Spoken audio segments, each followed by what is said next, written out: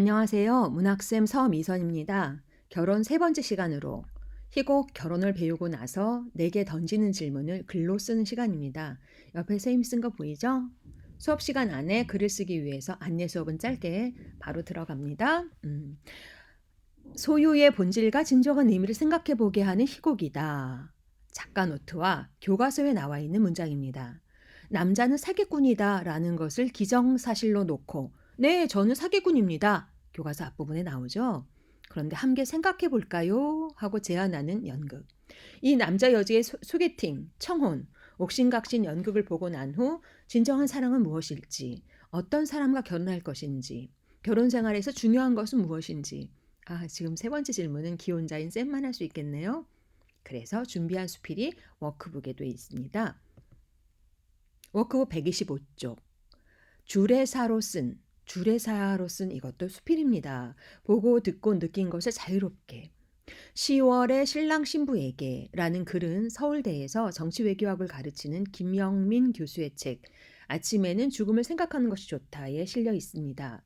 2017년 10월에 신문에 먼저 칼럼으로 실렸고요. 재치와 유머가 눈구렁이 같은 글입니다. 가득한 글입니다.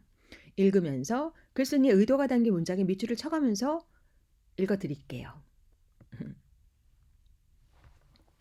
10월에 신랑 신부에게 결혼 생활에서 가장 중요한 것은 고운 마음씨겠지요.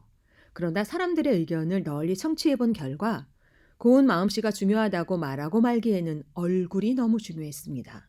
얼굴로 인해 다음과 같은 현상이 일어났다고 합니다. 부부싸움의 와중에서도 상대가 잘생겨 보이면 저절로 화가 누그러진다고 합니다. 화목하게 지내다가도 상대가 못생겨 보이면 저절로 화가 나서 싸우게 된다고 합니다. 그렇다면 얼굴이란 가정의 평화에 얼마나 중요한 요소이겠습니까? 결혼 생활을 하다가 느닷없이 배우자가 화를 내면 10중 8구 당신이 못생겨서입니다.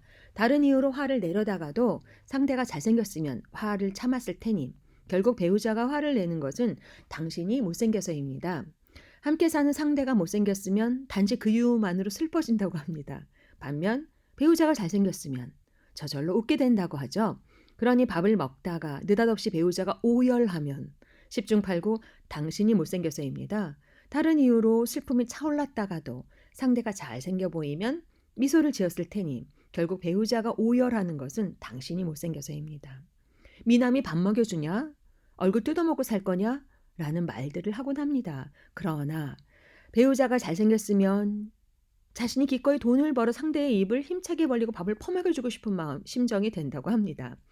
결혼했음에도 불구하고 아름다움을 계속 유지하고 있으면 결혼한 지 10년이 넘었는데도 밥상머리에서 당신과 결혼하고 싶어 제발 결혼해줘 라는 고백을 듣게 됩니다. 즉 결혼 생활이 건태롭기는커녕 하도 짜릿해서 아직도 연애하는 줄로 착각하게 됩니다. 유머가 넘치는 글이에요. 아주 능치는 개성이 가득한 글이죠. 계속 읽겠습니다. 얼굴이 결혼 생활에 이토록 중요하다면 과연 어떻게 생겨야 잘생긴 것일까요?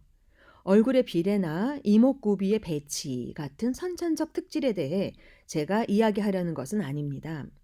제가 강조하고 싶은 것은 피부와 얼굴 빛입니다. 피부의 중요성에 대해서는 다들 알고 계시지요. 피곤으로 피폐해진 피부 위에 이목구비란 구겨진 도화지 위에 그린 그림과도 같습니다. 그렇다면 피부 관리의 비결은 무엇이냐? 전문가들이 말하는 바와 같이 충분한 영양 공급과 수면입니다. 그런데 과로하지 않으면 곧 가난의 수렁에 빠지기 십상인 이 사회에서 좋은 영양과 충분한 수면은 소수의 특권이 되고 말았습니다.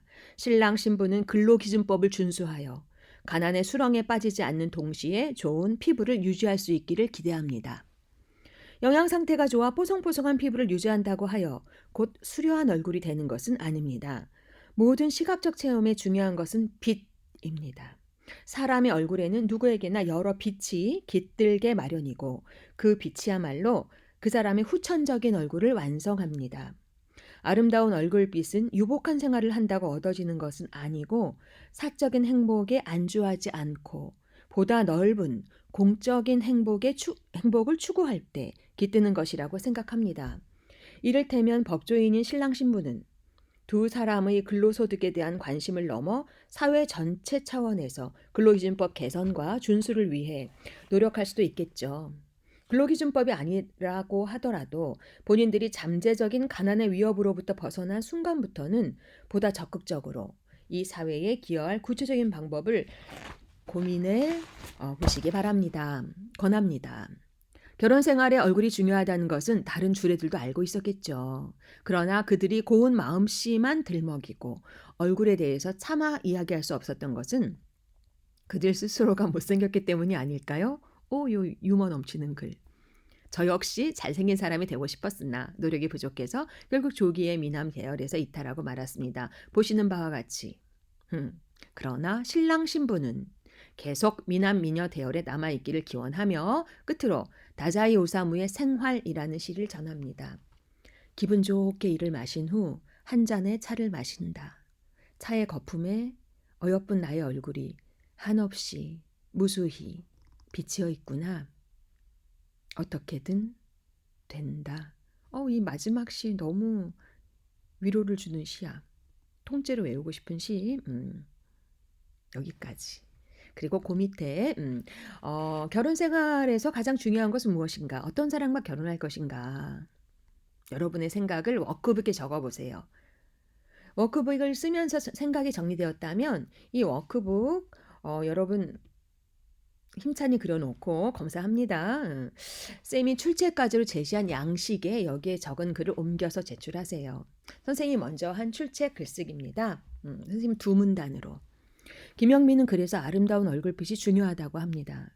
했다. 분위기, 아우라, 인상 등을 의미한다면 얼굴빛이 결혼 생활의 과정에서 상대와 함께 만들어가는 후천적인 얼굴일 것이다. 이목구비의 오똑함과 반듯함과는 다른 전체적으로 따뜻하고 편안한 얼굴이 되는 게 결혼 생활의 계산식, 대차대조표가 아닐까? 나는 결혼 생활에서 각자 중심을 잃지 않아야 한다고 생각한다. 일심동체라는 말처럼 부부는 자칫 무례를 범할 수 있는 관계이기도 하다. 한마음 한뜻이라니 아무리 부부라고 해도 고유한 개인인데 각자가 중심을 지키며 적당한 거리에서 연애하고 연대하고 연민하는 능력, 그게 슬기로운 결혼 생활을 영위하는 방법이라 생각한다. 외모나 능력 이전에 서로를 같은 방을 쓰는 룸메이트 너무 냉정한가? 같은 방을 쓰는 룸메이트라고 생각할 때 현실적으로 결혼 생활을 잘 굴러갈 것이라 생각한다. 선생님은 30년 넘게 결혼 생활을 한 선생님의 소감이고요. 여러분은 그렇죠. 결혼 생활에 나는 어떤 사람과 결혼할 것인가? 진정한 사랑이란 무엇인가?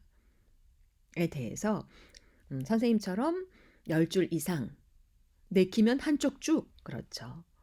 글을 써서 제출합시다. 이게 출첵 과제입니다. 그럼 다음 4차 시는 교술 갈래, 수필을 배우는 시간입니다. 온라인으로 금방 또 뵙죠. 안녕.